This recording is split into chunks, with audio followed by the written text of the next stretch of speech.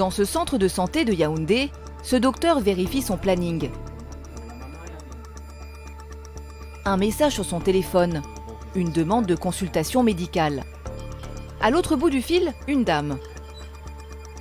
Elle sollicite le médecin depuis son domicile pour des douleurs au ventre et des vertiges.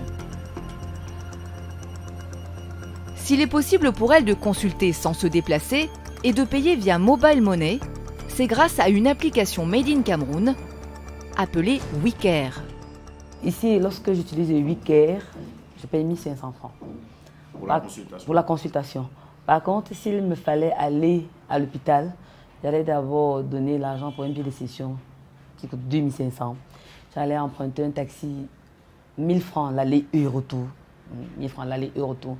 Et déjà, avec le fait, déjà, je ne me sens pas bien, j'imagine un peu les risques que j'allais avoir en empruntant le taxi, le temps de descendre, peut-être les marches. Les 1 500 francs de la consultation sont encaissés par le médecin qui accède gratuitement à l'application. Il interroge la patiente pour établir un diagnostic. Un mode de consultation limité, certes, mais qui permet au médecin de gagner du temps dans un Cameroun où l'on compte un médecin pour 1000 patients. En principe, une consultation médicale doit durer 1 heure de temps. On ne pourra pas consulter plus de 10 malades par jour.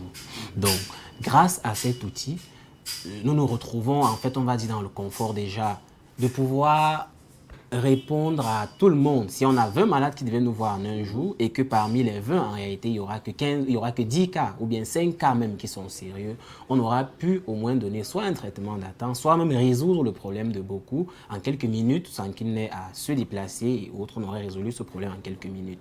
Et ça va décongestionner en quelque sorte aussi l'hôpital.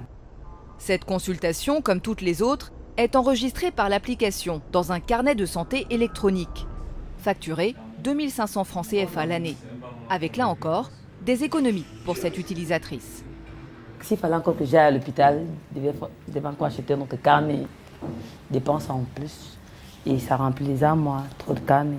C'est souvent vraiment très dangereux parce qu'il y a des moments où il m'arrive souvent de chercher l'un, je ne sais pas là où l'autre se trouve. Et arrivé à l'hôpital, on vous réclame, c'est pas quoi. Encore oui, je me retrouve encore en train de refaire les mêmes examens, ce que j'ai déjà eu à faire, je le refais encore et encore. Voici le créateur de l'application, Emmanuel Assoum, informaticien de 35 ans. L'idée lui vient suite à un drame personnel.